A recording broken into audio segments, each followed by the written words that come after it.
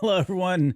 Welcome to the Cantina Cast. My name is Howard Padilla, and this is episode 532, our coverage of Shadows of Starlight, issues 1 and 2. We were going to only do one last week, and we missed it. So this week, we're coming back and doing a longer show to bring you both coverage for both issues. And it is a series released by Marvel.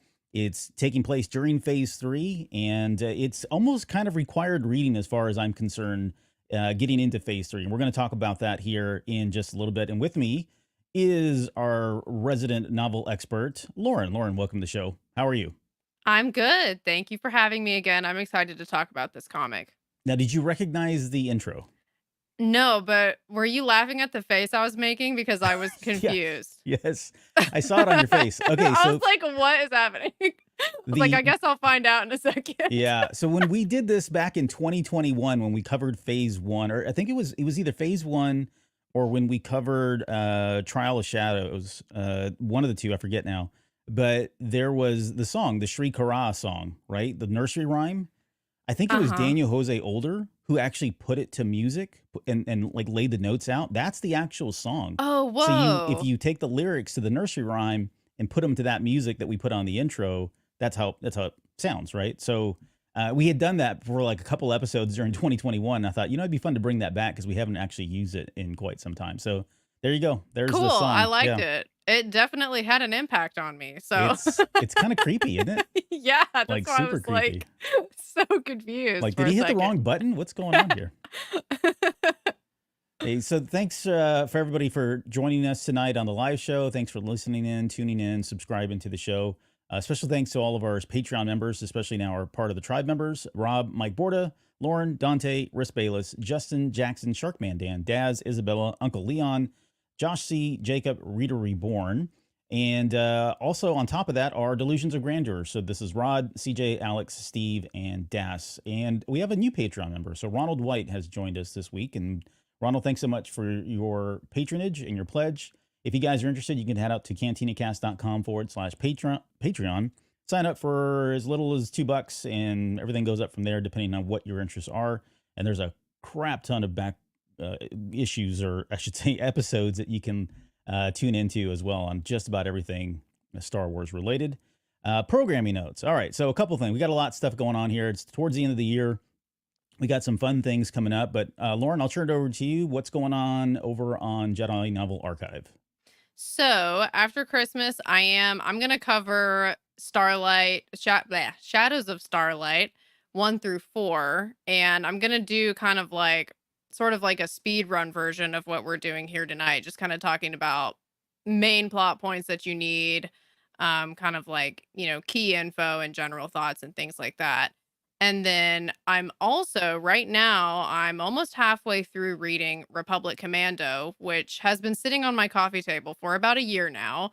So I'm so excited that I'm finally about to cover that one because I know it's been requested a lot. So I'm excited to start that series. I think the first book, it's actually called Hard Contact, but Republic Commando series. So I can't wait to cover that. It's super good so far. Yeah, great. And I know, yeah, look, he's already chiming in. Rob's pretty excited. He's a big Republic Rob Commando. was one of the people that requested it, and I Yep, felt terrible that it took me this long to get to it, but it's happening finally. yep. Jonesy's another one. He'll probably pop in here in just a little Yeah. bit, but yeah. Oh, good stuff. Looking forward to seeing those breakdowns. And then this Sunday, we are going to do a show that I joked was 14 years in the making. And what I mean by that is we are going to break down the Star Wars holiday special. So it's been off limits, I think, for the most part. We've never really even entertained the thought. But recently, with I guess I would call it, we're kind of going through this renaissance period of people enjoying it and loving it for what it is. And so I thought, it's probably time to kind of break open the seal, break that down, and just have fun with that episode. So there's also a documentary. I know I've been plugging it. I just can't plug it enough. It's great. It's called Disturbance in the Force. It's got Seth Green, a number of other folks in there, and it's just a really good, insightful documentary on how the holiday special came to be, and more importantly, when you watch that documentary, it all makes sense. Like for the longest period, and I'm stealing my own thunder because I've already started my show notes, but for the longest time, the holiday special was just some obscure thing that everyone thought, who would put this together? Like, why did they write it this way? Why is it so terrible? And when you watch the documentary, you realize that there are reasons why it was so bad, and it wasn't just somebody took pen to paper and said, "I'm going to make a Star Wars story up." No, there's a lot of things that really happened that caused that to come out the way it did. So, anyways, we'll get into this weekend. We'll just get into just kind of raw reactions, breakdown of the entire thing, including the Boba Fett cartoon, and at some point maybe we'll cover the documentary as well because that's going to be a lot of fun. We also have next week. Laura and I will be back on Thursday, and we are going to do Life Day Treasury. So we'll take the Stellan Geos story since we're kind of on this High Republic trip right now. We'll take the Stellan Geo story that was released from that George Mann's novel, and I think it might have been Charles Soule as well who helped with that. I forget now, but I think it anyways, was actually Kevin Scott. was it Kevin Scott? Okay, Yeah. thank you. Yeah, so Kevin Scott's Life Day Treasury, Stellan Geos specific centric story will take care of that next week. And then still to come, I'm hoping before the end of the year here, we'll get the Who Knows Vader is Anakin. So we talked about this. This was suggested by one of our Patreon members, but kind of a thorough breakdown of all the people that knew who Anakin Skywalker turned into and who Vader was, including everybody from around the prequel trilogy all the way up, and we'll take it even to the sequel trilogy as well. There's a pretty long list of people. And then we're also going to throw in some folks that, like, we suspect or think they knew as well, and we'll get into the reasons why. So a lot of the gory details on who all knew that Vader was Anakin Skywalker. So excited about that. When the show notes are done, we just got to find time to get together and record that one. So I think that's everything. Did I miss anything else? You have anything else brewing? Sorry, just before we get moving on. No, I think you covered it. I'm excited about the Who Knows Vader is Anakin. I've actually wondered that myself, so it'll be nice to get that straight. Yeah, the short answer is everybody. The also, and so all right, let's get into our main show, Shadows of Starlight, issue 1. And before we do, again, this is our spoiler warning. There's a lot of stuff that we're going to talk about, and I'm like trying to restrain myself because Lauren and I are going to come back at the beginning of the year and actually do a thorough breakdown. I think we've got about 4 episodes planned for Eye of Darkness, so we'll break it down to the nth degree. However, I'm trying not to spoil some of that because I know some folks are still reading that. So if you're very spoiler sensitive, if you've not gotten through Eye of Darkness, it's kind of hard to tippy toe around some of the stuff that's in Shadows of Starlight, honestly. And but yeah, this is your warning. So turn it off, come back, play it later if you want. Otherwise, stick around and we'll give you all the details on that. So I've got a little visual that I'm going to use to kind of help us walk us through this. Now, we can't show everything, of course, right? Disney gives us these free copies, and we're very thankful and privileged, honestly, to get them. But I want to pull up some visuals because there are some really incredible artwork that's in here as well, and I think it'll just help kind of our breakdown of the issue. So not everything, but just a couple pictures here and there to kind of break it down. Some So highlights. yeah, some of the highlights, right? Here's the cover of the first one. This was so it's written by Charles Soule, and the artist is Marika Cresta, who I think I don't know if that's a male, female, or other. I think they do a pretty good job with the artwork. Honestly, there's some really great shots in here that we see, and we open up like immediately with the fall of Starlight Beacon. And it's the weird thing about this is maybe not weird, and we were kind of talking about this before we came on the air. This issue, and parts 1, 2, and 3, which just came out, by the way, which we're not breaking down tonight, but parts 1, 2, and 3 start everything from, like a couple days of past Starlight Beacon falling, a couple weeks, a couple months, and then issue 2 comes around and we do the same thing again. So you have these issues that are, different points in time, focusing on different characters and different events. And I think it works. Like, I don't really have a problem with it. At first, it was kind of weird to see it in issue 2 and then see it again repeated in issue 3. But I just wonder, and kind of, Lauren, I want your thoughts on this real quickly, but do you feel like this would have been done better had they just laid it all out chronologically? Or do you like the format that we're seeing so far with them breaking it up like this? Well, it feels like what they're doing is picking out particular key moments that took place right after and then kind of following that moment to its conclusion. Mm, So I think it's kind of a cool way to tackle that story of just being like, okay, here's something that happened right after, and then here's everything that resulted from that. So at times it can feel a little bit like, okay, when is this actually happening? Especially if you're trying to compare it with Eye of Darkness, the timeline can get a little bit confusing. So that would be kind of like my only gripe with it, but I do appreciate how they're kind of trying to tell that story in a little bit of a different format, so that way it's not like a complete rehash of stuff that we already know. Yeah, that's a good point. Like, you don't necessarily have to read issue 2 to pick up on what happened in part 1 or 3 for that matter, or 3 to 2, 3 to 1. I will say that a lot of this again ties back into Eye of Darkness and some of the stuff. And for anybody, and I apologize for anyone that doesn't know what these comics are doing, they're filling in that void of 1 year from the fall of Starlight Beacon to the beginning of Phase 3, where we pick up with Eye of Darkness. And so this was a conscious decision. I don't think it was originally planned, but they realized like there was a lot of stuff that happened and a lot of things that people needed probably to catch up on.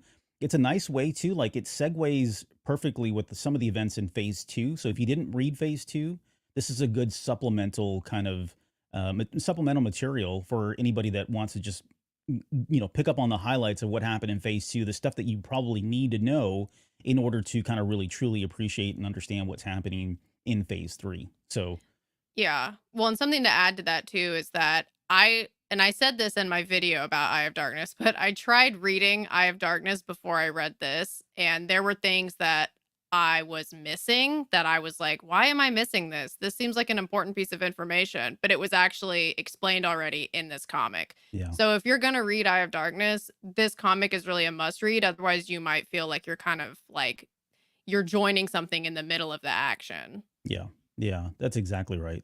So yeah, I think this is essential reading. Honestly, I don't see how you could not read this. I mean, that's not fair. I think we said about George Mann does a pretty good job of giving you the highlights, so you know what's going on. But this just is more fulfilling, I think, in Yeah. this one. In this way, Yeah, he gives you enough, but it's not quite the same as getting the full story, at least for me. yep.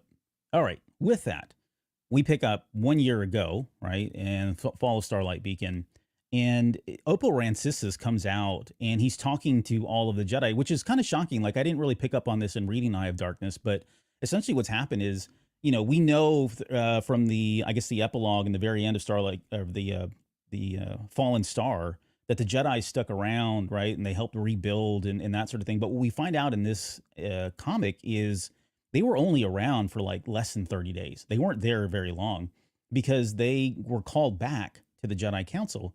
And it's Opal Rancisis who comes on and they're kind of broadcasting. Think of like Kenobi telling everybody to stay away from the Jedi Temple in Revenge of the Sith. It's kind of the same thing. They've made this huge call to all the Jedi.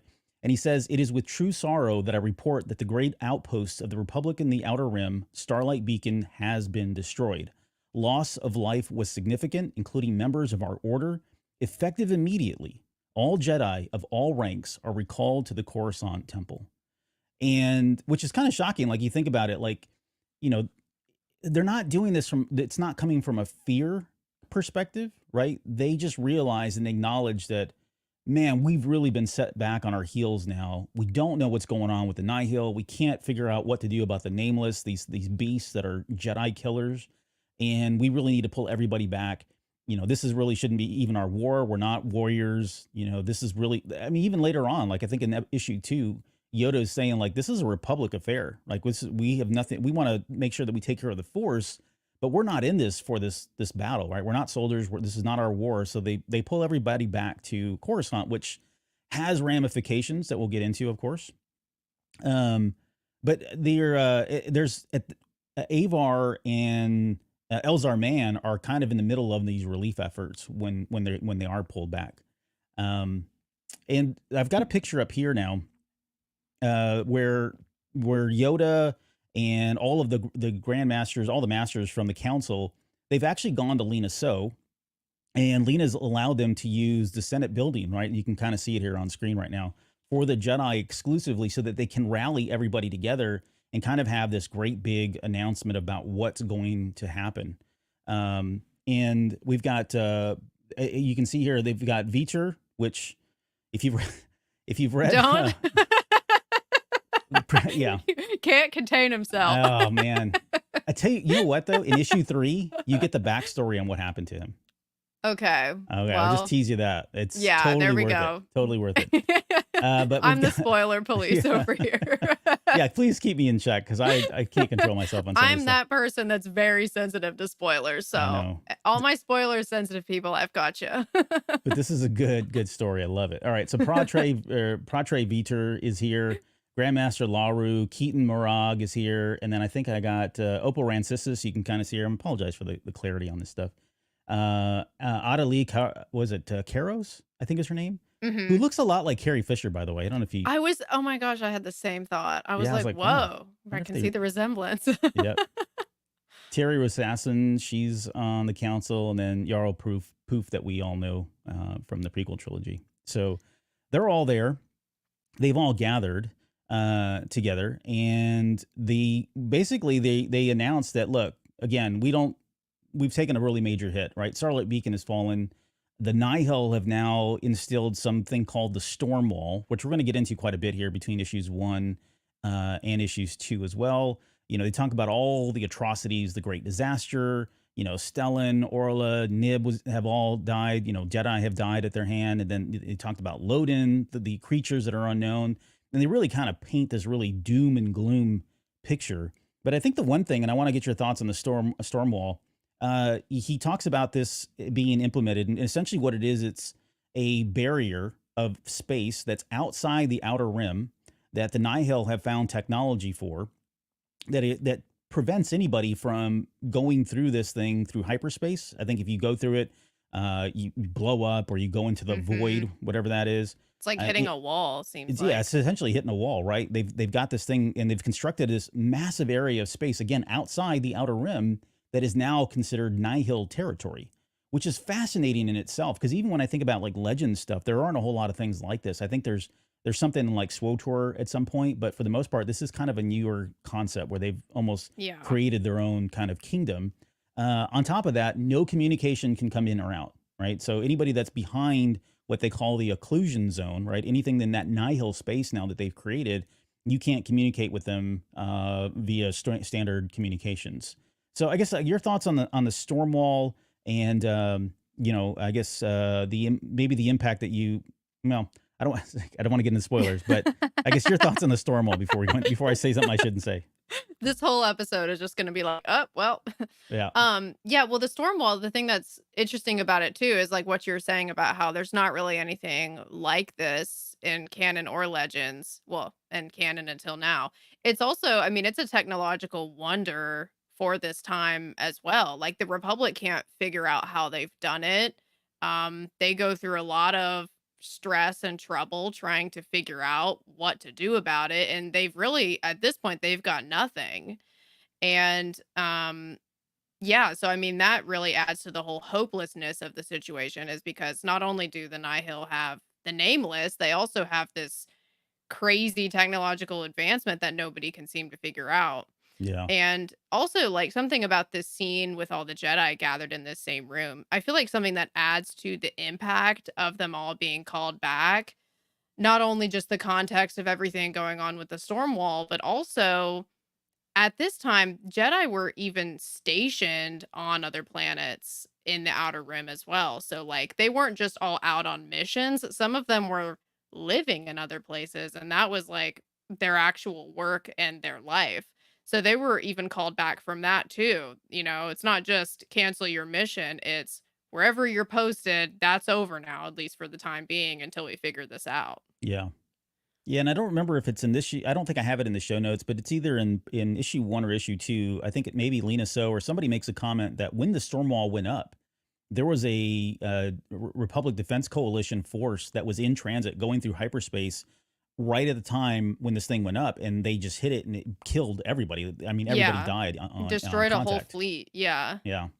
So it's pretty cool stuff. I do like this concept quite a bit, and it plays a center role when we get to Eye of Darkness. Like they are still like reeling and trying to unravel the mystery of the storm wall and how to break through that for a lot of reasons, some of which we'll get into here in just a little bit. But I guess one of the more interesting thing about this issue, which this issue by the way is called the Guardian Protocols, which I think is a really cool concept because I think this really feeds into what we see in episode 1 and how the Jedi are. We're starting to see some of those early beginnings of why they are the way they are, who they are.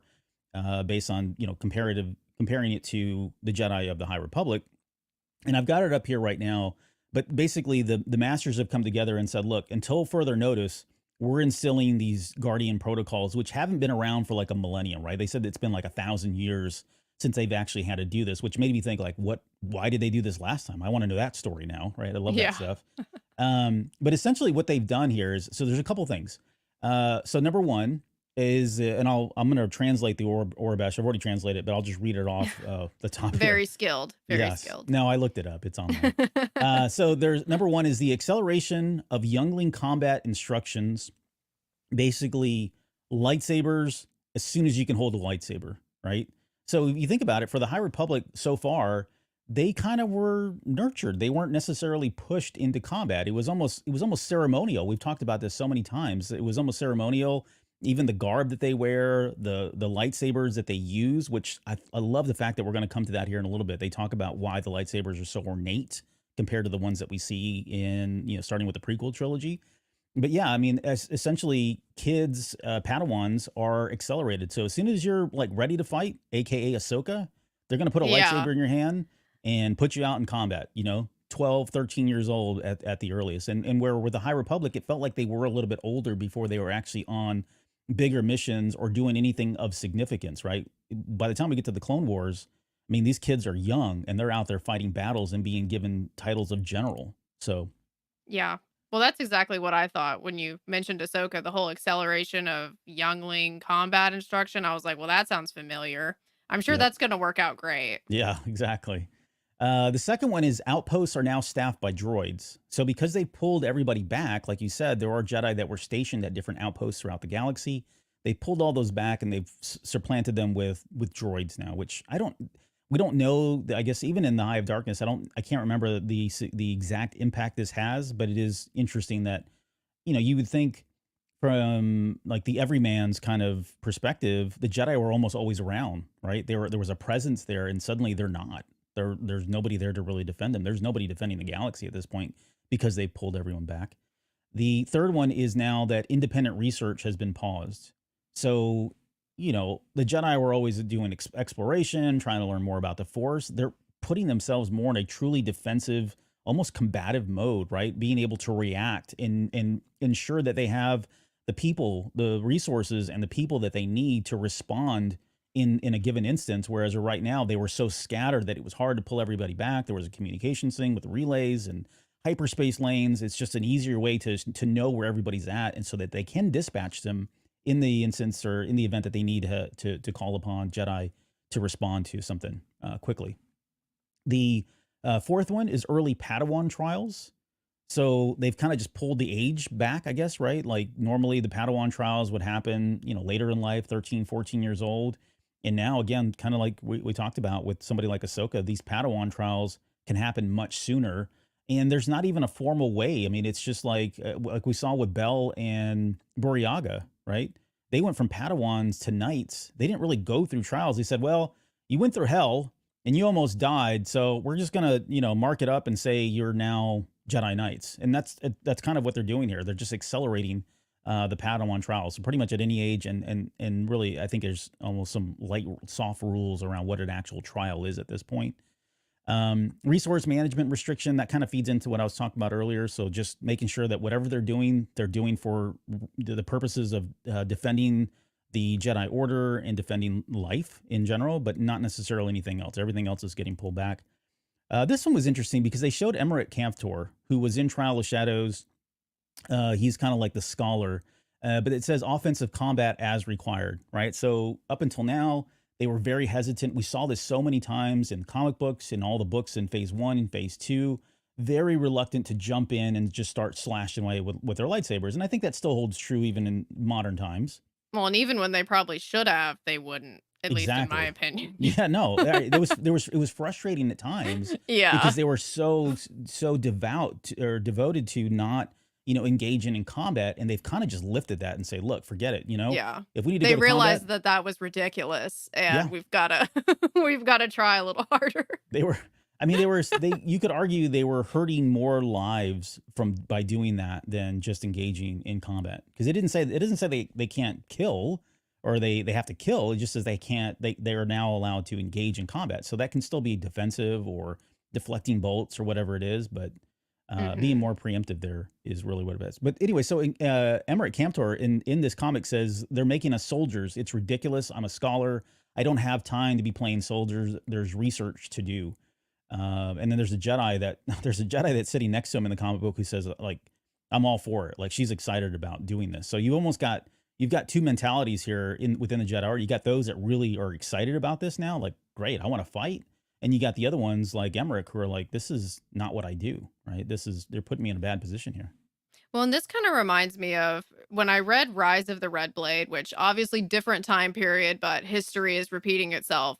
There was a lot of issues of Jedi that wanted to be scholars had to be soldiers, and then Jedi that wanted to be soldiers had to be scholars. And it was kind of like nobody was getting to actually be where they wanted to be or where they needed to be just because the need for soldiers was so dire that everybody just kind of got pushed into the same thing. Yeah. So I wonder if we're going to see something like that playing out here with these protocols that have been established. Yeah. I think so. I think so. And then the last one is no Jedi travels alone. So no more independent, wayfarers or any of that stuff. It's just like everybody has to have a buddy, right? If you're going to go, if you're going somewhere, you have to have a buddy. Um, so in like all of these things really just scream like militarization. And Mhm. when you look at the Jedi at the beginning of episode 1, and you think about how they get when episode 2 comes out with the Clone Wars and how they're pulled into that battle, and it just hits harder, I think, now when you look at Yoda's face, right? Yoda's sitting there, and when all the things lifting up, you've got the cruisers lifting up, and all the clones are lined up and ready for combat and war all over again.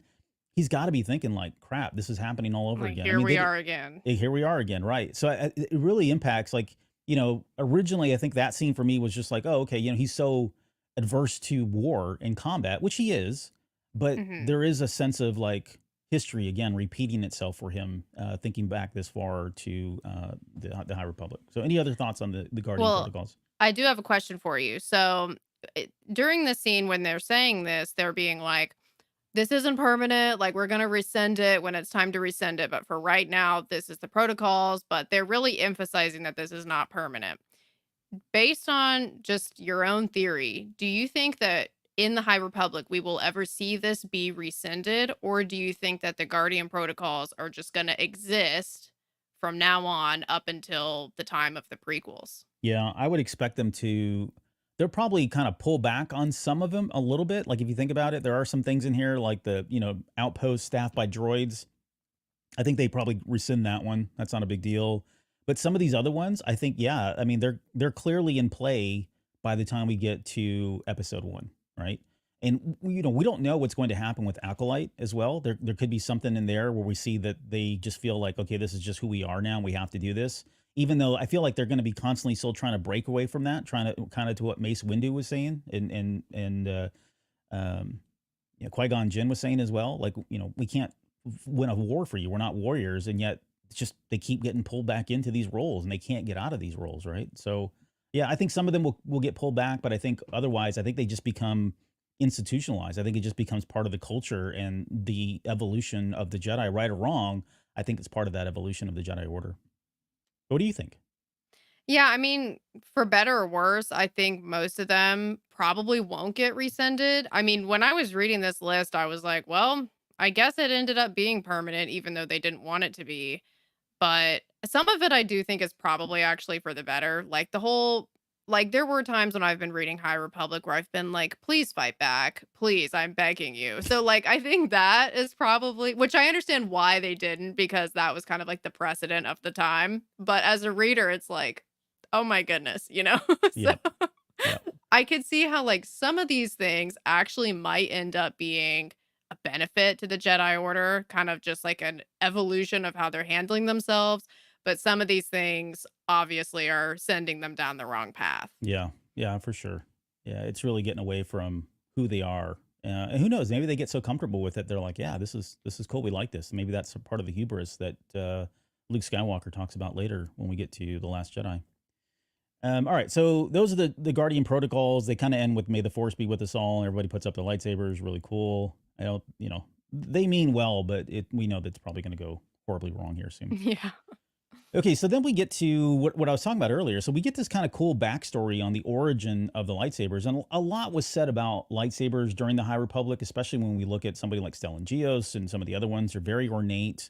And we would talk about like why do they look so different? They actually kind of gave us the background here, which I think is really great.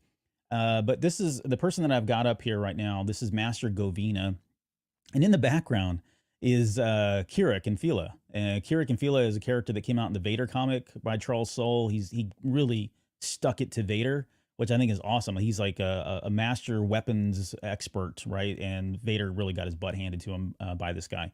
Jonesy and I did a whole episode on that comic series, so go look for it. It's really good stuff. But it was cool to see him in here as well. But the backstory on this is that these lightsabers that she's creating, like Stellan Gios's lightsaber, take months, like ages is what they say, for these things to actually be built, because there's so much craft that goes into them. There's so much thought, right? I mean, they don't really get into the specifics. And as part of the Guardian protocols, one of the things that they've now come back and told Master Govina, who it does sound like she is kind of like one of two maybe people that actually create this, if not the only person that creates lightsabers during this era, it takes too long, right? If they're going to start accelerating the number of Padawans that move up, that are ready for combat, bringing in more Jedi, they got to get the lightsabers out quicker. They can't be sitting around waiting for these things to be built. As beautiful as they are and as ornate as they are, they can't be waiting around. And so they go into creating, I think I've got a picture here yet, right here. Basically, they tell her from now on, we're not doing these. Just That build looks lights. familiar. Exactly. It does look very familiar. But from now on, we got to start mass producing lightsabers, right? So they don't need to be fancy. They just need to have a kyber crystal in there. The emitter needs to be in there. They got to have a button and go, like send them out. We don't, and we're probably going to lose Jedi. We're probably going to lose lightsabers, but it's just a numbers game at this point. So I love this idea. I love the concept. I love the story behind why we went from the sabers that we see in the High Republic to what we see by the time we get to episode 1. But your thoughts on that one? Yeah, well, it's also a sign that all of this is not temporary, because what she's holding in that picture, it looks like a prequel era lightsaber. So to me, when I saw that, that was a signal that, yeah, things have now changed permanently, even though they're saying it's not permanent. We, as the reader, I feel like, are kind of getting a little hint that this is not the case. Like, things are not going to go the way they're expecting, and that's going to persist for a very long period of time. Yeah. Yeah. Same thing with the outfits. Like, we haven't gotten the backstory on that, but they have some very intricate, very glamorous almost kind of Jedi wardrobes. And when we get to episode 1, of course, it's very drab. It's all browns. And I'm sure we'll get some backstory on that. Having seen some of the pictures of the Acolyte, it sounds like they're still wearing that stuff. Or it looks like they're still wearing that stuff. So maybe in that series, but it doesn't sound like we're going to get any kind of change during the High Republic Phase 3 right now. But that's still something yet to come as well. All right, we'll fast forward. So now we're back on the Coruscant. We're at the Coruscant Temple, or the Jedi Temple on Coruscant. This is 3 months later. Again, we're kind of fast forwarding a couple, jumping around all over the place. We're going forward in time, but there is Reath Silas, who everybody probably should know by now from Phase 1, and Adi Sunzi, who was the character that was in the virtual game, the 3 game. I forget the name, the stinky game. I played it, but anyways, they're together and they're in there and they're kind of looking at this. They've got this almost mural. I don't have a picture of it up right now, but they've almost got like this holographic mural of all the people that are still missing, all the Jedi that are still missing, and they're reminiscing about their Jedi. Of course, he's looking for Comac, right? His master, and I forget Adi's as well, but Adi hasn't seen hers in some time, and so they're just kind of talking about this is really weird, and it's we're similar in the fact that we both lost our masters to this war, and it's about that time from what we got here on the screen right now, where Yoda is walking in with this dark. He's got a light cloak on, but there's just pure darkness underneath the cloak, and Reath has like this really weird feeling about him, like he can sense there's something not right about this guy, and it's Yoda's been gone, like. We joked about it during Yeah. Phase 1. Like, where the hell is Yoda at? He just like left at one point, and then he shows up as the hero in Midnight Horizon. And there's somebody with him in Midnight Horizon that they don't reveal, who turns out to be this guy here. We'll get into that here in just a little bit, but it is the same person that mysterious figure that was with Yoda during the Battle of Corellia in Midnight Horizon. Anything you want to add on this one? Yeah, well, I mean, they're just saying what we're all thinking about where is Yoda, but I feel like we do usually get an explanation about where Yoda has been eventually, kind of like in this scene. I mean, he went and found Aslan, but in the moment it can be annoying. Yeah. Yeah, I think so too. Like, as much grief as I gave Yoda for disappearing, well, let me ask you: are you happy with the answer? Because we do get the answer, I think, in this comic series, especially by issue 2, we get the answer of like what's really been. Well, it's this comic. It's in issue 1. What's really happened with Yoda? Where has he been this whole time? How did you feel about it? Yeah, I mean, the fact that we got an explanation for me was enough. And Yoda, I feel like it is very in character for Yoda for him to not feel like he needs to tell people ahead of time. He doesn't ask permission to do things. He just tells people once it's done. Yep. So, I mean, even though like the other Jedi don't seem to get it, that's just kind of the way that Yoda does things. So, I feel like I just have to accept it. Like, well, Yoda's gone. We'll know why eventually. And then eventually we do. Yeah, exactly. We do find out. And so he's walking in. He goes into the Jedi Council area, and he walks in with this guy and basically saying, and at the time, Elzar Mann's in there. And of course, Elzar Mann's like pounding his chest saying, we got to do something. We got to break through the wall. We've got Jedi out there. Of course, he's thinking about Avar Kriss, who's behind the wall. We'll come back Yeah. to that later. And, so he's almost got his personal interest involved, but he is right. I mean, they do need to figure out a way to get through the wall. And again, that becomes kind of the centerpiece to Eye of Darkness for the most part. But Yoda walks in and is like, no, no, no, we don't need to worry about that right now. Elzar, please leave, right? Because you're not a member of the council, and we need to talk about some things. The war that's happening with the Nihil isn't our war. That is the Republic's war. That's Lena So's war. We need to focus on the Force and what's happening to the Force, right? The weakness in the Force, the disturbance in the Force, the fact that they're losing touch with the Force because of these creatures, right? That's where his primary focus has been, and walks in again with this guy. So this guy's name is Aslan Rel. And if you read Phase 2, like one of the more significant things that came out of Phase 2 was the background on Aslan Rel. And I was going to ask you if you could just kind of pick us up there, let us know who is he, and we'll kind of segue into. He's mentioned in Path of Deceit, and we do get a little bit of background on him there in terms of at the end of Path of Deceit when they're on Dalna and the tunnels are collapsing and the Nameless are running around. Aslan does have an encounter with a Nameless during that time. And at this time, I believe he was still just a Padawan. He was either a Padawan still or a very young Very young Jedi Knight. knight. I think he was a young knight. Yeah. Very young knight. Okay, so like a brand new knight pretty much. Yep. And it was something that he survived the encounter, but it really affected him psychologically in a permanent way.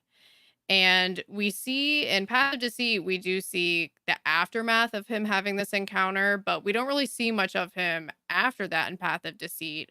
But we do get a little bit more on what happens to him in the manga called The Edge of Balance Precedent. And in that manga, we see that at one point he has to go stay in like a type of psychological care facility because he's so disturbed that he can't really function in normal life anymore, and this really affects him on a very deep level. He has hallucinations all the time. Living a normal life is just not possible for him anymore. And while he's staying in this place, he actually writes down a lot of information about his experience, his hallucinations, and just kind of everything that he remembers. He writes it down in a journal. And in that manga, that journal becomes a pretty key thing that people are trying to find because they think it might have some sort of key information in it. And so the journal ends up not getting stolen by the end of that manga. But I'm wondering if that journal that he kept is going to end up playing a part in any of this because every time I see him, I'm just thinking about that journal. Yeah. But yeah, so in that manga, we see that. I mean, we end up not really seeing what becomes of him, but we do know that he really had a difficult time after that encounter. Yeah. I thought, did he have 2 encounters? I thought he had 2. Maybe it was only one that he had with the Nameless. Either I way, he don't was. I don't know if for certain. I thought it was just one, but I'm wondering if maybe it was two and I just blended them both into one. Well, I'm thinking so in Path of Deceit, right? The first one, he's the one that shows up at the very end, right? And finds what was the kid's name that got turned to stone? I forget his name now. But he does find them. So he has a very light encounter with the nameless there. In fact, I think he feels that presence, and that kind of messed him up. And then later on, what you're talking about was he gets really close to the nameless at some point, and that's what really drives him nuts. Either way, I thought Mm. one couple things that I thought were cool takeaways is one, that the Jedi have like this asylum that they can like send people to for this sort of thing. What other Jedi you're in there? That's what I was thinking. Uh, Mhm. and then two, like he has gone crazy. Like he's constantly talking about they're coming to get us. Right? He's reciting lines. Yeah, Kevmo. Thanks, Music Train. Kevmo Zink is the one that he finds dead. Oh yeah. Okay. Um, but and the master as well. Whoever, I forget that person's name too now. It's been forever since we read that book. Wow. But yeah. So on top of all that, he's gone crazy. He's reciting lines from the nursery rhyme. He keeps saying, they're coming to get us. We get some flashbacks as well. We'll get to those here in a little bit. I don't know that I have a lot of clip or pictures of the flashbacks that he's having, but really, the story for us at this point is he's given himself to the dark side.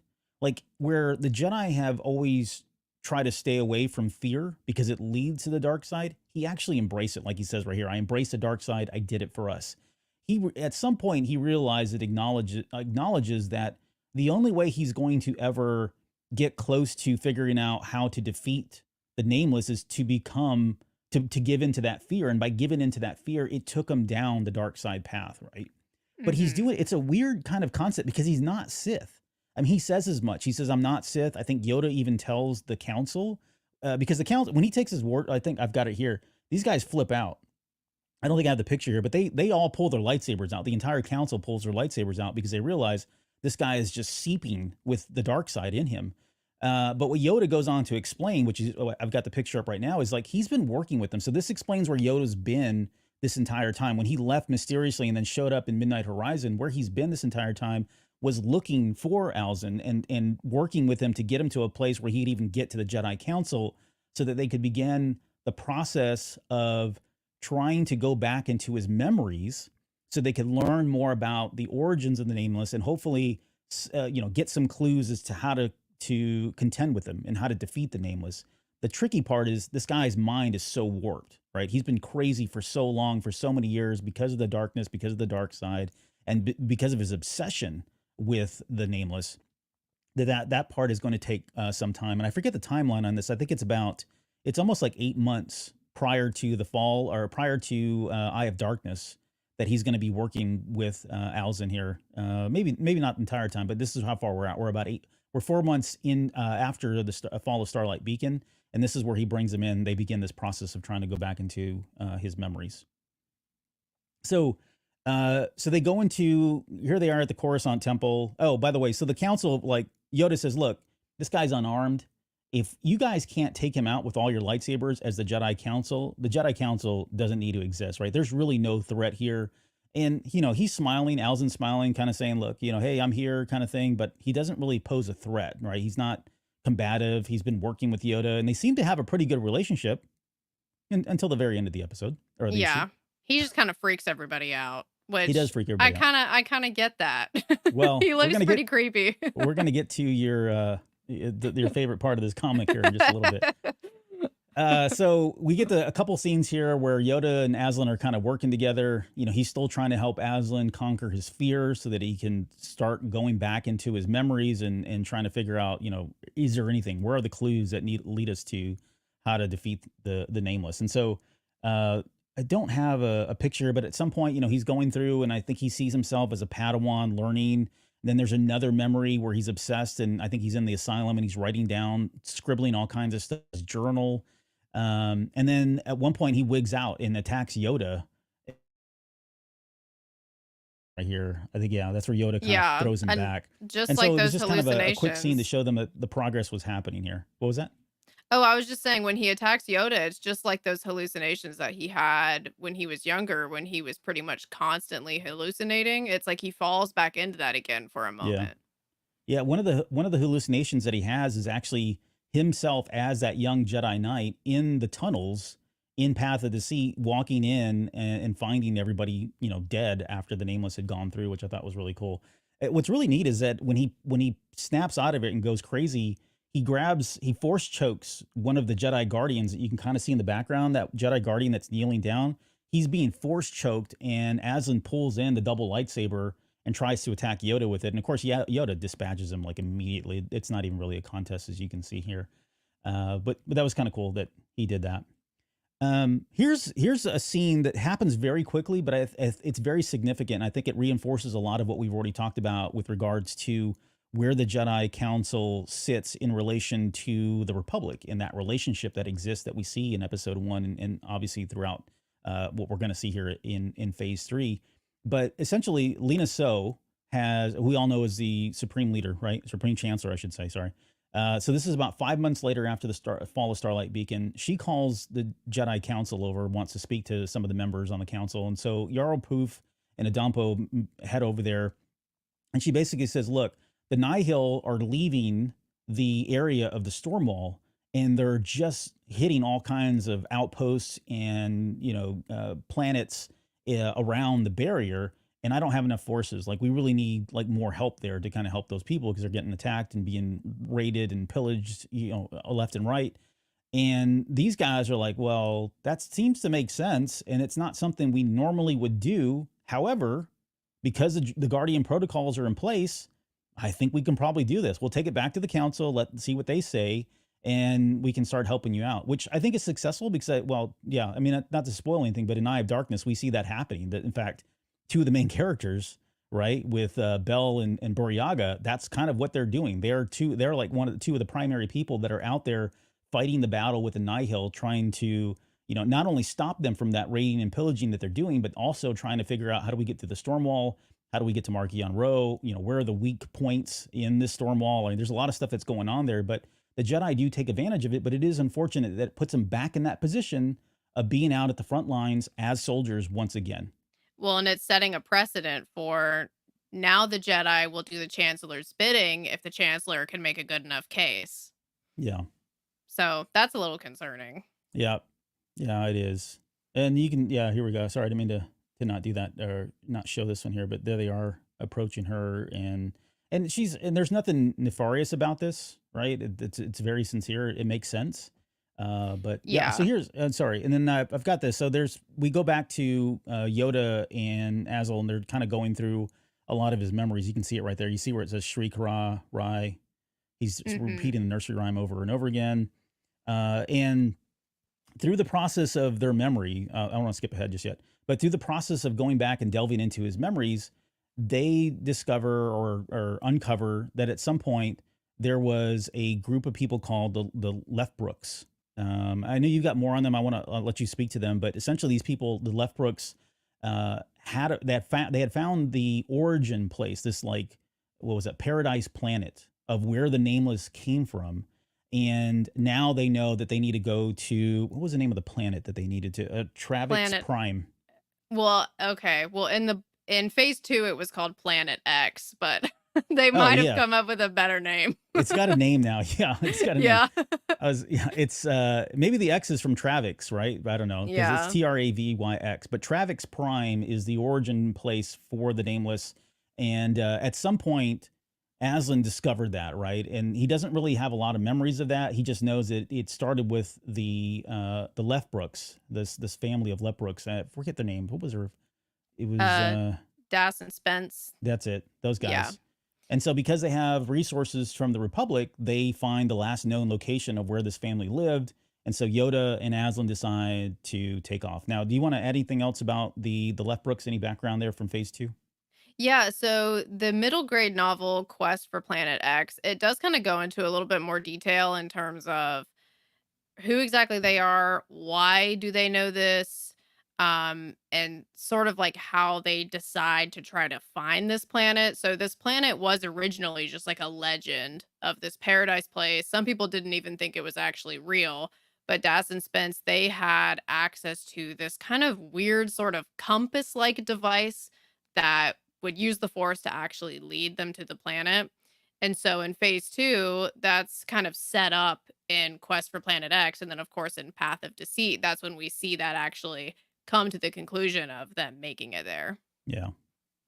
Yeah. So good stuff there. And I was trying to remember too, like during Markion Row, when he was heading out to find that one nameless, there was something that he was using as well. I don't think it was the same thing, but I just wonder if that was related. I need to go back and read that one too.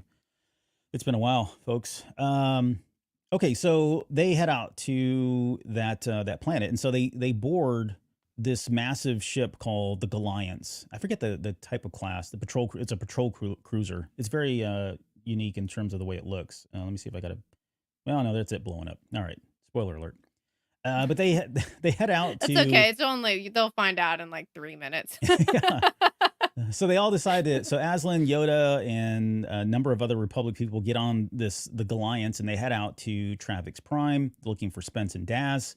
And I always assumed that it was a Pathfinder. I don't know if that's true or not. That's the first thing that came to mind when there was some kind of device that they were using to navigate that uses the Force. I mean, that's the only thing I have really to kind of ground on. But Mhm. um, either way, Aslan goes up while they're in there. So Yoda's talking to him. Aslan like peels away for just a quick moment, as you can see here on screen.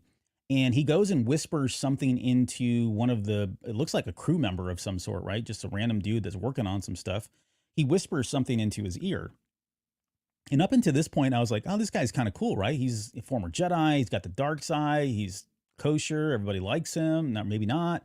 But so far he's been a cool cat. No, not so much. So he whispers something in this guy's ear, and so Yoda and Aslan get on this little shuttle and they leave the Goliance, right? So they're going to go kind of land on the planet itself. And it's at that moment that this, well, they don't have a lot of pictures here of this one. But while they're in the shuttle there, suddenly the Goliance takes a steep nosedive, and they don't know why, but someone's taken over control of the ship. And it's, of course, they don't really explain it, but this crew member that was, had the force suggestion imposed on him takes the ship and somehow nosedives it directly into the planet, blows up the Goliance, killing everybody there, and then probably innocent peoples and lives as well on top of all that. And so you can see where Yoda's like flipping out about, such loss because this whole ship came down. And this is one of my favorite parts, because this is where, he's trying to figure out like what happened, like how did this even happen? How did the ship go down? And Yoda says, "Oh, it was you, right?" He realizes that it was Aslan that had did it. And Aslan responds back, "This act was a gift to everyone who touches the Force, Jedi, Sith, all of us." He goes on to say, "You do not see what the nameless are, Yoda, not like I do, but that is good. It is what I can act in, is reason why I can act in ways you and the Order of the Jedi will not permit yourselves to do so. I will save us all." You can see up here on the top, I can see what you cannot. So, and then so this is the craziest thing. Like, he pulls his goggles off and he's like ripped out his eyeballs at some point, which I don't like. I know that's the part you hate the most, Yeah. but it's really What? cool that he has no eyeballs. But I started wondering too, like, I imagine we're going to get the backstory on this. But I'm starting to wonder, Ugh. like, was it a physical deterrence? Like, is there something about seeing the nameless, or I don't know, maybe the removing that sense allowed him to have better insight, no pun intended, into what the nameless were or how they work or what. But some point, maybe he just gouged his eyes out from being crazy for so Yeah, long, maybe it had to do with the hallucinations. Yeah, maybe he was seeing things and didn't want to see him, so he plucked his eyeballs right out. But I was shocked because I know this character. I mean, we've seen him. We've read about him in Phase 2. There was some like concept art, I guess, or maybe official art at this point of his character, and he's pretty clean cut. Looks like a really nice looking Jedi, and that's not the person that we see here. This guy has definitely been corrupted by the dark side in a lot of ways. Yeah, he's definitely changed. That encounter, it changed who he is at his core. Like, there's pretty much no going back to that nice little Jedi that you see in the concept art. That Yeah, person is dead. that person's gone. Yeah. But what's funny is, maybe not funny, but I guess the cool part about all this is what he's saying is, look, these lives had to die. How he'll justify that, I don't know. I'm looking forward to it, and I don't even know that we'll get that. We may not even get the answer in. It doesn't happen in issue 3. I don't mean to spoil anything. So if we do get an answer, it's going to be in part 4, and I don't want to. In Eye of Darkness, of course, we don't get a lot of answers either, right? So Yeah. He seems to believe that by doing what he did, he destroyed the possibility of anybody else finding out how to find the nameless. And so I guess it's still very kind of vague in terms of like why and how that actually lines up, but he seems like what he thinks is I was willing to make this sacrifice of all of these innocent people because if the nameless is found, then that's going to be even worse than these people dying. Yeah. And it's not even coming from a place of good anymore, right? He's almost like on a personal vendetta, personal mission. It's revenge in a lot of ways against the nameless, even though he's kind of flying the flag of, oh, I'm doing this for you, the Jedi.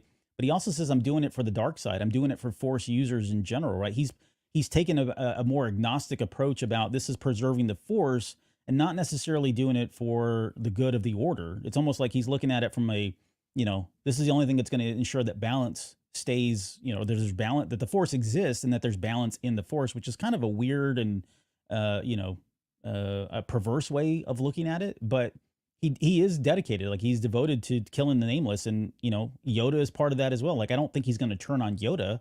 I just feel like he's still kind of crazy, and where his true motives are, I don't know. We'll see where that goes. Well, and he doesn't care about the cost at all. And that's Right. the most dangerous thing about him. And if you don't care about the cost of something, then it's not really that noble of a cause anymore. So he wants to accomplish his goal and he doesn't really care what he has to do for that to happen. Yeah, and that in that regard, it's very Sith-like. Like he's not. He even says as much. I don't know if we covered that part in here, but I think in one of the panels earlier, he says that he's killed plenty of people already in pursuit of Yeah. of killing the nameless, and he will continue to kill people because it's about the greater good as far as his perspective is. So very cool, very interesting character. Can't wait to see more. Hopefully, we see more in issue 4 or in the novels after Eye of Darkness. But definitely interested in this, and I think it makes sense. Like I said, going back to what Yoda was doing. Okay, if somebody was that far down the path of the dark side, it probably did take a lot of time. I can see where Yoda would want to keep this secret, right? Because if the council found out he was, you know, conspiring with somebody that was a dark force user they all knew about, then yeah, I can see where that probably would have been a conflict of interest. So I guess I'm okay with the explanation Yeah. at the end of the day. Well, and he didn't know if he would actually be successful in what he was doing either. It's kind of like if you have a plan, it's like you don't want to tell someone about it too soon because it might not work out. Yeah, Like, exactly. Yeah, I feel like that's kind of what he was doing. He's like, let me see if this is even an option before I tell people about yeah, it. yeah. And that's how this issue ends. That it ends right there with this ominous dude saying, I can see what you cannot, no eyeballs," and laughing maniacally. So okay, well, we're gonna get into episode, or sorry, I keep saying episode. I always do that with comic books. We're gonna get into issue 2 now, and this one's called "Resonance of Hope." So same creative team on this, Charles and company. They've all come back for this one here. Now this one focuses more. Like let me say this. I enjoyed this first issue a lot. Like I really like the fact that we got a lot of different perspectives and viewpoints. And from this point on, for this issue, and even in the third one, it's much more focused. Like this one seems to be heavily focused on Elzar Mann and Avar Kriss, which I actually do like. But I like the fact that they've taken that approach. Again, we're going to start almost days or immediately after the fall of Starlight Beacon, and we're going to traverse into the year leading up to the events of Eye of Darkness. Okay, so we open up with, I mean, you can clearly see the Starlight Beacon still sitting in the middle of the ocean there on Irem, and we get Avar Kriss and Elzar Mann. I mean, they're a little too close if you ask me, but yeah, I don't know. That's I just don't think kind of, anybody's really paying much attention. So yeah. I think they've got other, yeah. These guys, they've got everybody's other freaking things. out, and they're like, about to make out there and suck face. Um, and this is interesting. This is an interesting thing because we know how Elzar feels about Avar, and I think we've always suspected that as much as Avar wants to reciprocate that, there's been something that's kept her from doing so. And we get, I think, as much confirmation early on, and we're going to talk about this here in just one second, but we get as much confirmation from that. They're sitting there. I want to hold off on that one, but they're sitting there and they're kind of talking. So immediately after they hear the call that, that they have the recall back to the Coruscant Temple, And there's at one point they're talking about how they've lost Stellan Geos. There's a really cool. There's a couple panels that are flashback panels where you get to see them as the young firebrands, right? You can see the Padawan braids, so they're not even knights at this point. But they're talking about how Elzar is feeling kind of guilty about the fact that he misses Stellan so much, and yet all these other people have died, right? Jedi and just innocent people have died. Those on Starlight Beacon, those in Irem, everybody's died, and yet he can't seem to help focus and languish on the fact that Stellan Geos is lost. And there was a really cool part that really stuck out to me, and that was this idea, and I think it was Avar who tells him as much, that your attachments, right? The Jedi attachments, the forbidden attachments could be with the dead as much as it can be with those alive. I think we saw examples of that with Bell and what he was going through with Loden. There were a number of other Jedi during phase 1 that lost their masters or lost people that were close to them that kind of went through it as well. And all of those were able to move on. But for Stellan, it seems like a sticking point, and it continues to be a sticking point until a little bit later. But then it suddenly turns into, and we're going to cover it in this issue, but the fact that Avar is cut off from him becomes his new obsession. He becomes now worried that he's going to lose her as well. And all of this feels like it's just going to speak doom and trouble for these guys here in a little bit, especially with the amount that they're taking on, the burden and responsibility that they're taking on. And I know you've got some thoughts on that, so I'll let you Yeah, have I at it. mean, well, they're just taking on a lot of blame for two human beings. Like, they're blaming themselves for the fall of Starlight Beacon. They're blaming themselves for everything. And Elzar views Avar as his lifeline to being okay. So when you're taking on that much blame and putting that much failure on yourself, because some of it that he blames himself for was out of his control. Some of it was not out of his control, but some of it was. And he's putting all that failure on himself. And then it's kind of like the only thing that's going to make it all right is Avar. So that's just kind of like a bad recipe. Yeah. To be fair, Chancey Yarrow jumped into his lightsaber. I don't know if you read that. I think that's how Right. it Yeah. played out. He was just practicing, and she jumped in the Yeah, way and that got cut in was. half. That wasn't his fault. Yeah, that one was pretty bad. It was pretty bad. But yeah, so Avar is kind of blamed, and I think like on some levels she's right. I mean, it's hard not to argue the facts. You know, she was the marshal of Starlight Beacon. She left her post, right? She went off chasing what's her name, because she thought she was the leader of the Nihil. Um, and as a result, Stellan had to step up.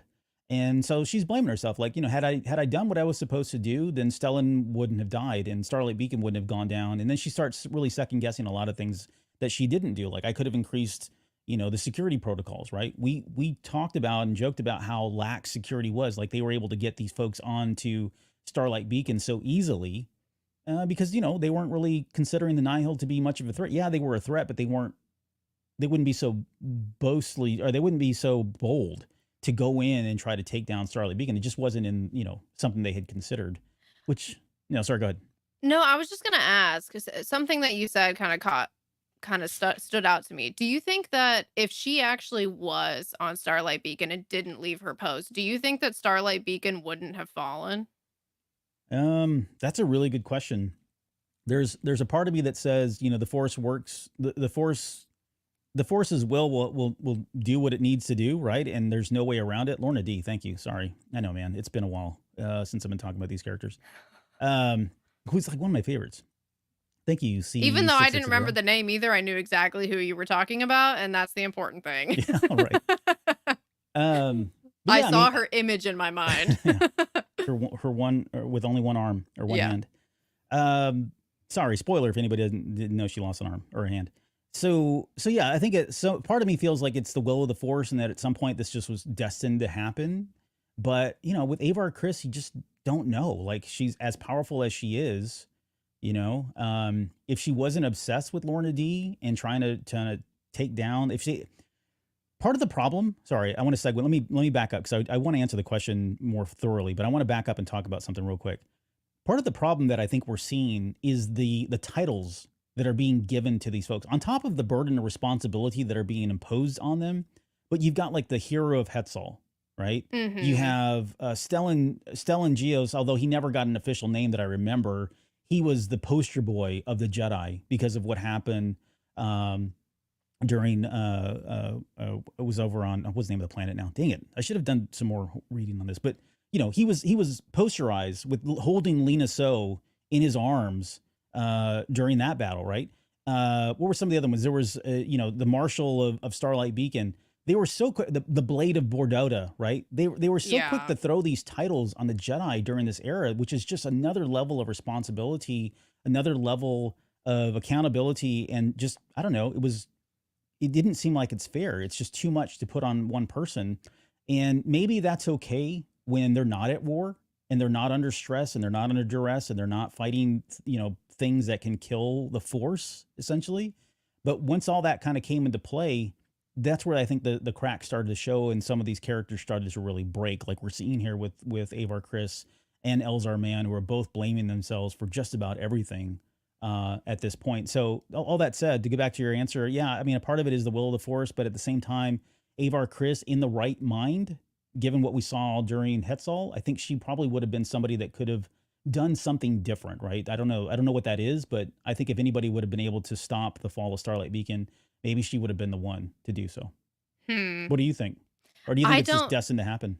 I think that they would have found another way. I think that the Nihil were determined. I think Markion Rowe had a plan. I think and I recognize that Avar is powerful, but I don't think that she can fix everything and save everyone. Like nobody can.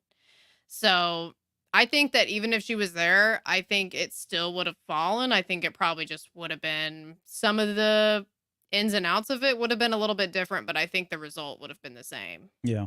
Oh, and I agree. Like, I mean, I can see that as well. Again, going back to the will of the force, like it was just destined to happen. It had to happen for, I don't know, maybe the chosen one to finally come around. If you want to go that far, take it that deep. So the other thing that happens in this quick scene here between the two is Elzar confesses about cutting Yancey Yarrow into two pieces. Right? He tells her, "Look, I killed somebody. I didn't mean to, and she was actually trying to stop Starlight Beacon from falling. I didn't know. Right? I mean, we understand if you read Fallen Star, you know exactly what happened there. And it Uh, wasn't even horizontal, it was long ways, oh which yeah, that's feels right. worse. That's what I said. Like he It's like an avocado, just like right down the middle. Where that did just we makes learn? it worse. I don't know why it does. It just does. There was something that came out that we originally, when I read the book, I thought she was cut, left to right horizontally, and then Well, we because read that's something. what would make more sense, I Yeah. think. Well, I think he You know. jumped down, didn't he? And he came down with the lightsaber from up top, if I remember Yeah. correctly. Yeah. All right, we're Sorry to getting bring that up, but pretty I just gruesome. couldn't leave it alone. Well, I was trying to think. There was something that came out later. Maybe it was a rereading or something that Jonesy and I were doing, and we are like, "Oh crap! No, he cut her from top to bottom." I forget what it was, but Yeah. yeah. Anyways, all right. Thanks, Claudia Gray. Yeah. Um, okay, so yeah, so he does confide in her and lets her know that he did something terrible, something horrible. And so he's basically saying, "Look, we have a lot. We both have stuff to blame here. Neither one of us was really perfect." And then he says, "I'm going back to Coruscant because they're calling us back." And Avar says, "That's cool. I'm not." Right? She's now she's taken this upon herself to right the wrongs of everything that's happened, right? Because of Starlight Beacon, because of all the stuff she had just talked about feeling responsible for. It's her mission now to take down the Nihil almost by herself. Like she's going rogue essentially at this point and wants to stick around and not listening to the council and what they're asking the other Jedi to do. Now you had a good Y- point in here though about her last words that I didn't pick up on. I think, do I have it on here? Yeah. Yeah. When she says, I can't make important decisions based on us, Elzar, I'm a Jedi and so are you. Yeah. And Ouch. then they get separated after that. Yeah. And they don't, well, they can't That's really, the note that they leave on for quite some time. yeah. So it kind of Which explains the frantic desperation to yes, try to from get in Elzar. touch. Yeah, yeah, and then Elzar throughout like the rest of the novel, like all of Eye of Darkness, like this makes total sense now why this guy is just Yeah. the way he They're is. He's like, a we can't leave mess. it on that note. We just cannot leave it like that. He's a freaking hot mess throughout that whole book. Yeah. I can't wait to talk about that one. So yeah, that's the last thing he hears, and she walks away. And of course, he's like, still puppy loved all over her, and she's walking away. And again, she's doing the right thing, I guess, but Well, but when Avar goes off by herself, it things do not go well. Like, she needs to stop doing that. Because this is the second time that she goes off by herself, and then there's consequences to that. Yeah. You're referencing the story from the comic book? Well, yeah, like, so when she goes off to chase Lorna D, leaves Starlight Beacon, Yeah. and then there's consequences to that, and then now, right after this, when she runs off, there's consequences to that too, right after this conversation with Elzar. Yep. Which we'll get into here in a little bit. Yeah. We got a quick scene here where we're back at the Jedi Temple, and Elzar is talking to Master Agra, and they're talking about Avar Kriss. And I think the big takeaway here is, that Avar can't fail. He says that she went to Nihil space to find a way to turn her failure into success. I don't think she'll be back until she's sure that she's done that. People don't realize how stubborn Avar can be. Avar Kriss can't fail. She will not allow it. And we see this, like there's clear examples in this comic book, and especially when we get to Eye of Darkness, he's spot on. Like there's just a level of determination there that she can't fail, and she feels like there's no way for her to fall. Like there's too many people relying on her, whether it be just the Jedi Order, her friends, the people at large. Right? There's that burden of responsibility is so huge and weighs so heavily on her shoulders that she refuses to fail. Although she comes close to it in this one, like she almost gives up at some point here in just a little bit. But Yeah. um, and then we get so then we find out that the storm wall. So now we're fast forwarding again here just a little bit. The storm wall has gone up at this point, and Avar Kriss is now caught behind the storm wall. So she and Porter Engle are the two Jedi that we know of. I think there were other ones as well, but the two primary ones that were caught behind the storm wall now in the occlusion zone. And after that goes up, I think this is about a week after the fall. Yeah, about a week Yeah. after. So it's just beyond the outer rim. We get some background on where it is and that sort of thing, and why you can't travel through hyperspace, all of that. But Marchion Ro delivers this hollow message, and we've got an image up here right now where it's just his ominous head of all things. Like he can't even give us the Mhm. full body here, which is really creepy. But he gives With us that this helmet. with the helmet right on top of Yeah. all of it. But he starts off by saying, "Congratulations, my friend, you are one of us." And then he goes on. I won't do the whole. You got to read the comic. He's got a really good kind of speech here. But at the very end, he says, "You are Nihil," and it's almost perverse. I can't remember if it's in the comics or if it's in Eye of Darkness. But at some point, they take on the battle cry, if you will, the motto of "We are all the Nihil." They take on the "We are all the Republic" and turn it around, twist it into "We are all the Nihil." But this is kind of where it starts right here. But then in the same message, while he's talking about this, he says, "You are Nihil. If you don't like that, there will be consequences." And then he ends with, "Hey, but everyone is free in Nihil space." So it's not. I mean, it's a very Yeah. contradicting story or message that he's trying to convey to people. I feel like it's representative of Markion. I feel like he doesn't really have a plan. He's kind of just going one step to the next. I mean, I don't think he has any sort of a long-term plan. I think he just wants to elevate himself, get maximum power, and the particulars of that he'll just figure out along the way. And I feel like that's kind of how this message came across too, because he kept kind of changing course with the message as he was saying. Yeah, yeah. Yeah, that's funny you say that because in Eye of Dark, no, I won't spoil this, but in Eye of Darkness, I remember there is a section, a couple chapters within the book where they're talking about this exact thing. Like, does he have a plan? Right? Yeah. And they go back and forth debating about whether or not there is a plan or not a plan. And I love the way that Hmm. the outcome happens. So we'll cover that when we get to the book. But I think we're seeing shades of that here, where it feels like he's just kind of flying off, working from the off the cuff here. But it is what it is. And here you can see that's her response. I love the artwork here where she's just kind of smirking, like, mm-hmm, yeah, right. Everybody's free in Nihil space. Not going to happen, kind of thing. Um, so then, and then she also says that, Avar is going to go after Marchion Ro. She says, I have somebody to go after. So this becomes now her white whale. It becomes her Lorna D in a lot of ways. Do you think this is hubris on her part, though, to be like this horrible big bad ruler that the whole Jedi Order can't figure out? I can take him. Yeah. I mean, because she did the same thing with Lorna D. All right. And she is the hero of Hetzal. It's the expectations that people are putting on her. even if they're unreasonable. And then, of course, and then, this is the hubris. This is the height of the Jedi. They feel like they're, with the Force, all things are possible. And we've seen them do some pretty magnificent, incredible things with the Force in the High Republic. All that's going to come to a crash, though, once they, we know that it comes to a crash once they fall Yeah. into the Nihil, right? And the Nameless specifically. You add that on top of the device that negates lightsabers. I've already forgot the name of that device as well. I mean, there's just a lot of things working against them that, yeah, I think it is absolutely arrogant of her to think that of all the, nobody else is going to be able to do this. On top of the fact that she has no support, like she's very much of the opinion that she's completely alone, completely isolated from everybody in the Jedi Order until she meets Porter Engle in Eye of Darkness. Sorry, I just spoiled that. But yeah, I mean, yeah. So but she says as much in this comic, right? She's kind of down on her in the dumps here in just a little bit because she's got no help. She's running out of food. She becomes very desperate. But we'll talk about that here in just a second. There is a quick scene here, and I've got this pulled up right now where Elzar Mann in 4-5 they have a very interesting relationship. Like it's very clear Elzar Mann doesn't like 4-5 and like takes every cheap shot at him as much as possible. But It's super cute though, it is, and I love the way it ends up. the way 4-5 gets back at him at the very end. Yeah. But yeah, so the entire time, so we've got, you can see it's kind of gratuitous, but yeah, Elzar is holding Stellan's lightsaber. Why? I don't know.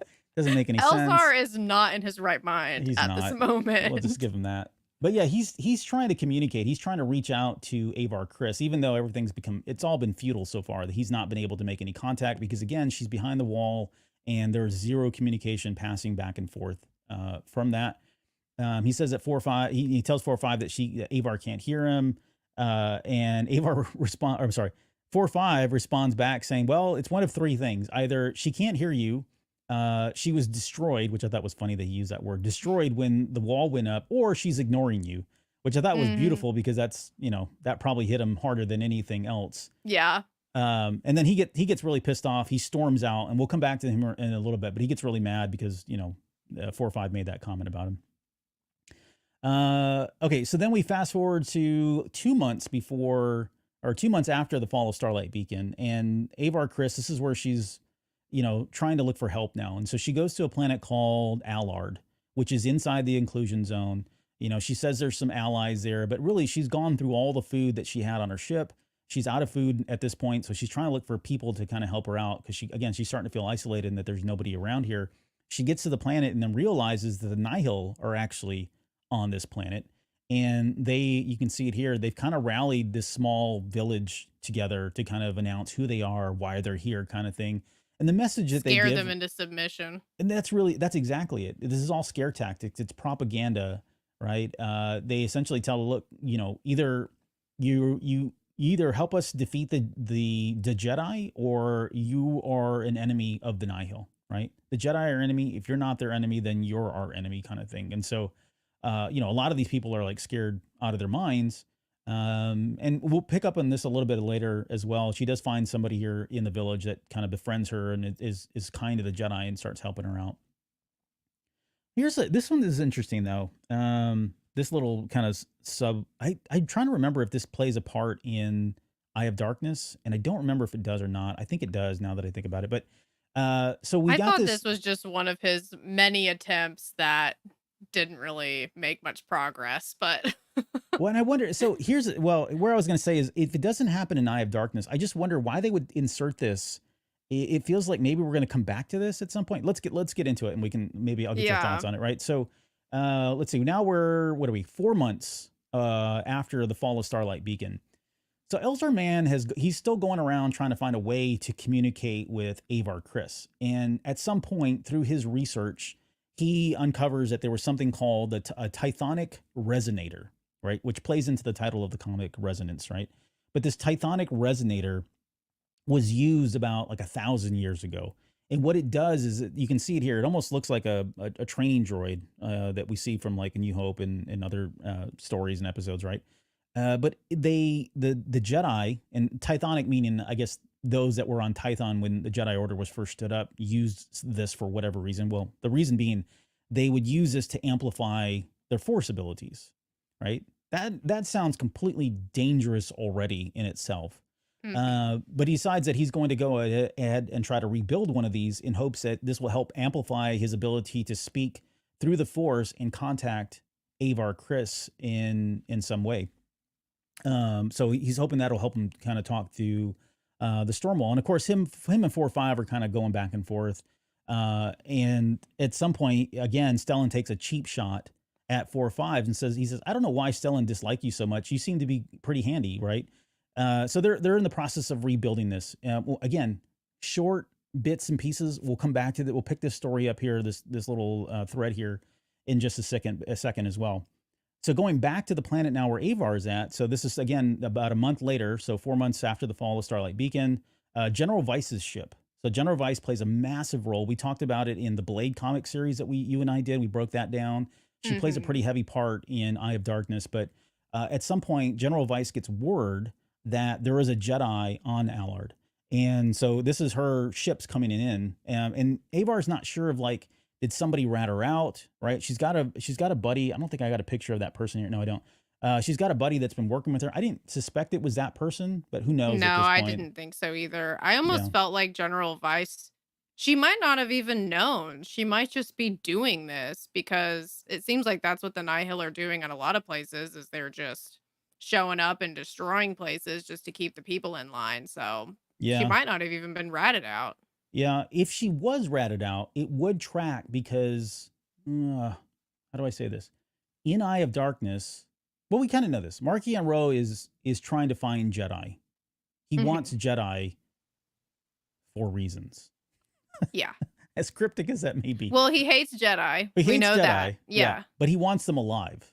Okay, so if, and I won't spoil why, but if he wants, It's if, killing you. I know, but it would track, right? Like, because General Vice is been sent out to kind of gather these up, and some of them have already been, no, some of them are gathered up in Eye of Darkness. Ah, crap, I don't want to ruin it.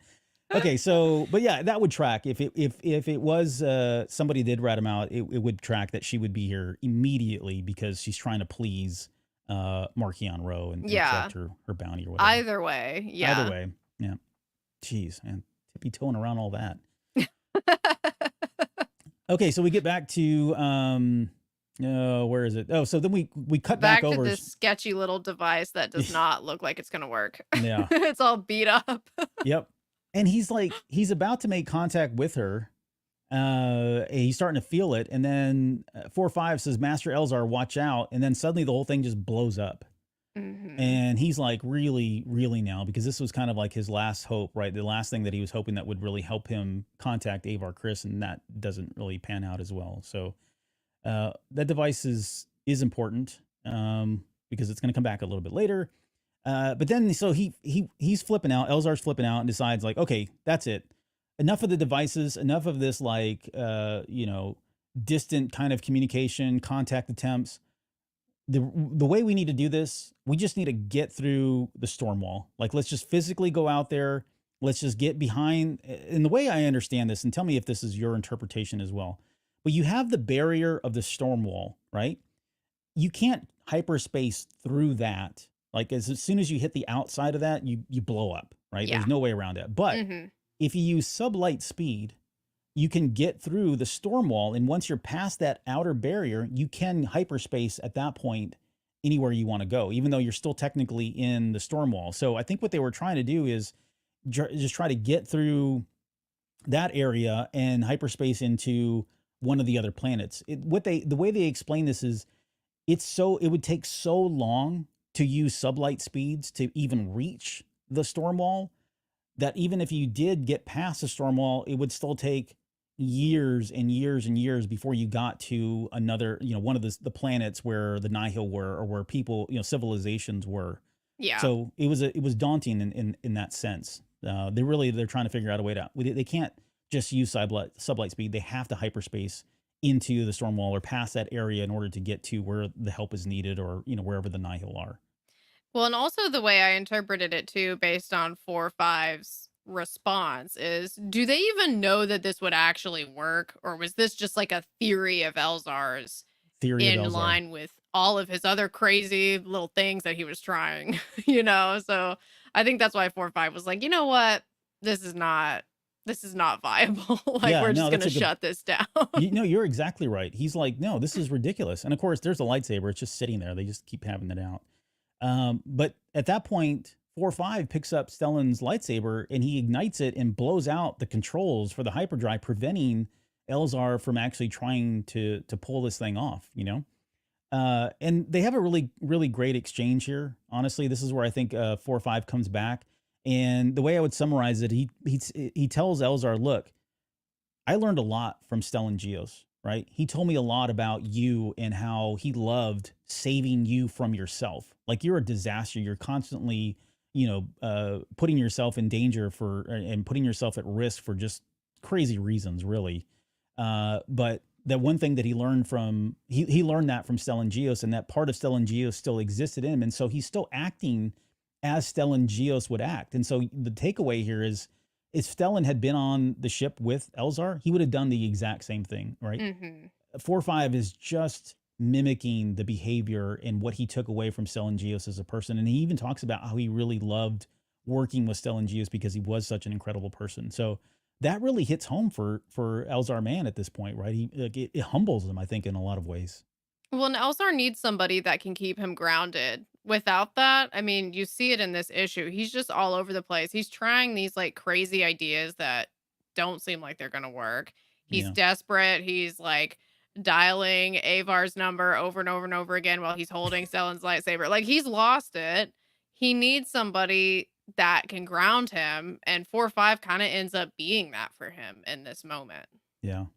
Yeah. And so much that on top of everything else, right? Everything that's already happened, everything that's transpired, the back and forth, it's 4-5 who rebuilds the Tythonic resonator. Like he rebuilds it completely, he fixes it, and he hands it over to Elzar and says, "Here you go." Right, and so that makes Elzar. I don't think I've got. Yeah, there. I've got a picture of Elzar kind of holding it, going like, "Holy crap, Looks you a did it!" lot better in that image Yeah, than when Elzar built it himself. yeah, yeah. He's a little worse for wear there, but Yeah.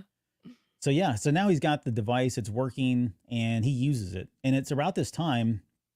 Oh, I don't have it here. I don't have image up right now, but we kind of cut back over to Avar Kriss, and she's talking about how she can't hear the song of the Force. She's been out here for a while now. She's feeling very alone, feeling Probably very desperate, regretful very for regretful for yeah.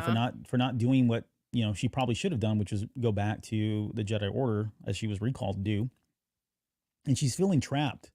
That anything that she does at this point, like there's no good scenario that's going to happen, right? If she goes and confronts the Nihil head on by herself, it's starting to sink in that I'm probably going to die. And if I don't do anything, innocent people are going to die, right? Every decision that she's come across, it means her death or the death of others. And again, it's starting to feel very hopeless, which is why again, going back to the title Resonance of Hope. And at that point, Elzar uses the Tythonic resonator to amplify his force abilities. And there's a cool shot. I don't have it because I don't want to spoil it, but visually anyways, where they're you can see them and he's talking to her and he finally says Avar, right? And she hears it. It actually works. Like he's able to Yeah. communicate with her through the storm wall. And the minute that happened, like Avar Kriss is like reinvigorated. Like her whole life comes back up, and you can see it right here where she breaks out her lightsaber. She feels like she says, "I heard you, I hear you." For light and life is when she ignites a lightsaber, and she even does it like she's right outside the camp of the Nihil on this planet on Allard as well. But yeah, I mean, this gives her a new lifeline. Like she realizes, okay, I'm not alone, right? Elzar is out there. Someone's out there. Those people are still looking for me. And at that point, she does what every normal Jedi would do and goes and kills all of these the Nihil. So she goes and attacks everybody that's on that little village that's out there. She screams, "The Jedi will not abandon you. I will not abandon you." She's almost been like, reaffirmed that this mission is still true. I think she was about to give up, right? I felt like she was giving in and giving up, and yet now that Elzar has contacted her, right or wrong, maybe wrong, he's kind of put her back in that mindset again. Like, yeah, you can do this, right? Go ahead and do it. And so she does. She takes it upon herself at this point and does. She takes out these people here, the Nihil at the village, but she's back on her mission, and we see that in Eye of Darkness. She's still doing that when we get to that book. Well, and it's exactly what she needed in that moment because she was like at a really low place. And then, just, I guess, by the will of the Force, when she gets that message from Elzar, it's just the exact moment that she needed it. So it had the maximum impact that it could have on her. Because I feel like Avar, something about her is she seems strongest when she's with other people. And that's something that I really notice in this comic is when she goes off by herself, it does not go well. Like, she's stronger when she's got others supporting her and when she's also supporting others. And so I feel like that, just kind of like feeling Elzar's presence in that moment, it kind of just reminded her of that to at least push her through to the next step of what she needs to do. Hmm. I wonder if that's a part. I wonder if that stems from the relationship that she had with Stellan and Elzar, right? That's a really astute observation. Like, hadn't considered that. She does seem to do better with others around her, and that a prime example Yeah, of that is Hetzel, right? She had all those Jedi. exactly. Yeah, she had all those Jedi to kind of feed off of, or and feed off of her. I guess if you want to look at it both ways, but yeah, on her own, she's not got a great track record. It doesn't really get any better in Eye of Darkness too. Not to spoil that, but she has her setbacks in that book as well. And it's not even like that's a flaw or anything, because it's just like, I think, a human thing, which is like one person, even if you are Avar Kriss, one person cannot handle all of this. So, I mean, to me, it makes a lot of sense that she's stronger when she's with other people and they're making each other stronger rather than her like freaking out and running off. Then, that's when she's in her weakest moment because that's not really an effective way to handle these things. So, Yeah. Yeah, I mean, thematically, that tracks for all of Star Wars, in the sense that we're stronger. There's more of us, right? To quote Lando in mhm. Rise of Skywalker, or you can think of other countless examples where they've come together and stronger together. I mean, that's just thematically tracks, Yeah. but she's the only person. I was just thinking about that. Like, is there anybody, at least during this era? I mean, Yoda is probably kind of an exception to that. But Elzar Mann did some pretty amazing things by himself when he gave into the dark side too. So there's that aspect of it. Yeah, but that's that's bad. Yeah, it is bad. He did some pretty cool things there on, Cool, but bad. but cool but bad. Yeah. Yeah. Um, yeah. So this is all great, right? I mean, she's kind of found a new life, a new lease on life, and is again reinvigorated in a lot of ways. But for Elzar, interesting enough, he's like bleeding from the ears. And I don't have there's another panel that came just before this, but he's got a lot of blood. You can see it all over him. But the downfall of this was, yeah, it really messed him up. In fact, he even says he knows why the Jedi Order stopped using these resonators long ago and why they're still not in use. But for him, knowing that it worked and knowing that he made contact with her, again, he's now reaffirmed. His mission is to not give up on contacting Avar Kriss, saving her, getting through the storm wall. This becomes his obsession through all of Eye of Darkness. He's really kind of one of the point of contact for the Jedi Order in working with the folks that are trying to figure out how to break the storm wall. Like, he's the main person. This becomes his sole mission in Eye of Darkness. But yeah, he says that Stellan Geos wouldn't have given up, and so he's not going to give up either. And so, and of course, he's like, happy as can be holding the lightsaber still again. And that's kind of where this one ends. But I guess any thoughts on the resonator? And do you think there's anything around? I mean, the bleeding, and do you think it's ever going to come up again? It's weird that maybe it was just used simply to for these characters to really kind of have like a path forward, and that's really it. It's as innocuous as that is. Or do you think Yeah. there's something else later? I don't really think we're going to see the resonator again. I think it was more so representative of Elzar is trying all of these weird old obscure devices to try to get through. Like, this is not the only weird device that he tries. So, I felt like it was kind of just more representative of, he's doing some research. He's trying to think of every little piece of tech that he could try out to see what's going to actually stick. And thankfully, this one at least got through enough to kind of get her, just to kind of push her when she needed it. But I don't think we're going to see this specific device again. Yeah. I'd like to see it again. I'd like to know more about it, and because every time they throw this stuff out there, it starts to make you wonder, like, what was the real purpose, and what else can it do? And Just how much does it, what can it truly amplify? We saw one dimension of it with him trying to contact somebody through the Force, but I don't know. This Yeah. could be a game changer in other scenarios. So maybe I it could plays see it popping up in something completely random, not even High Republic related, like, at right. some point, you know? Yeah, Dawn of the Jedi. Maybe Yeah. we get to see them using the resonators as a group and the origins of it. I mean, who knows?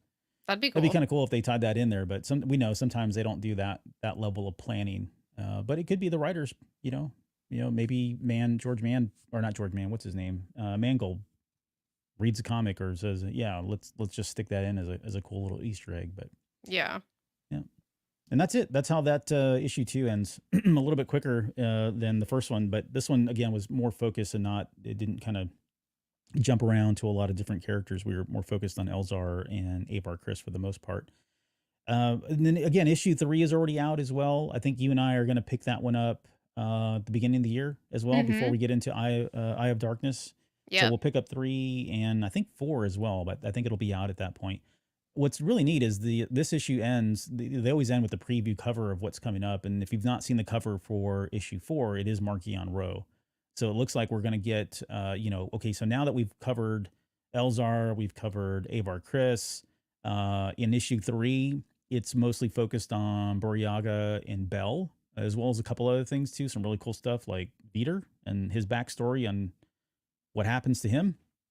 But then 4, it looks like, so we've covered pretty much the Jedi Order, Lena Soul, the Republic, but I'm hoping that 4 is going to be mostly focused on what's happening in that year with Markion Row, because as much as Markion Row is in Eye of Darkness, there's still a lot of questions, right? Yeah. Oh, I've got a lot of questions. I would like to get in his head a little bit more because even though he's in Eye of Darkness, there's there's a lot left unsaid about him. So I'm hoping that we kind of get some insight in that comic because I'm now at a point where I'm like, I really want this insight. It's like I'm on the edge of my seat.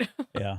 And I think they've done a good job of kind of, filling in the blanks for the most part with all these characters in Shadows of Starlight, which again, it's a great series. I don't know how I don't understand how you could not read this. So you have to pick this up. I'm not just saying that to say it, but Yeah. it's going to make your experience with Eye of Darkness all the better. It's almost like the Clone Wars is to, Revenge of the Sith or in some ways, right? It's almost required reading, required watching, if you will.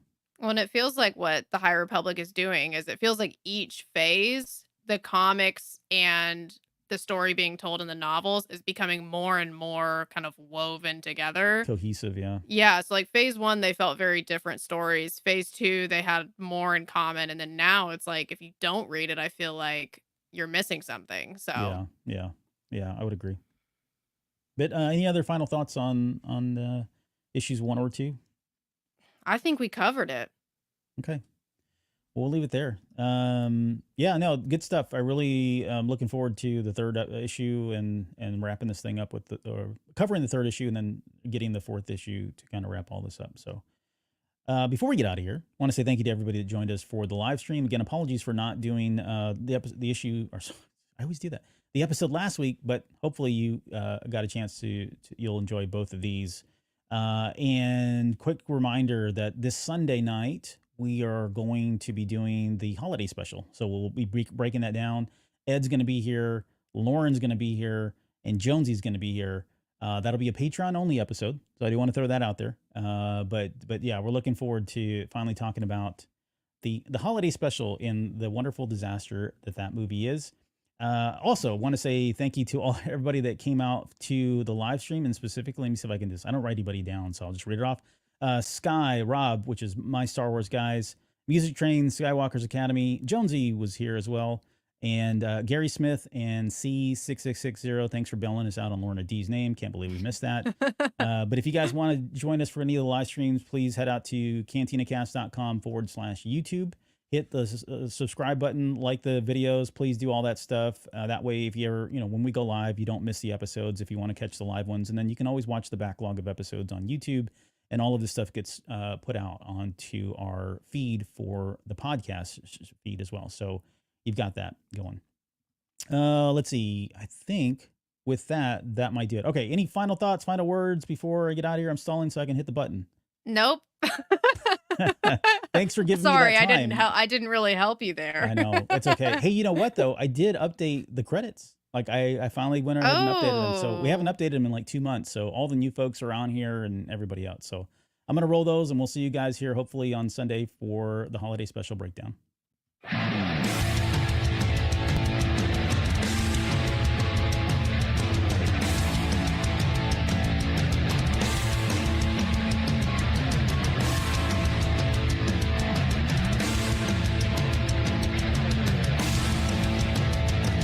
You're still listening? Wow, that's amazing. Well, I'm here to give you the disclaimer.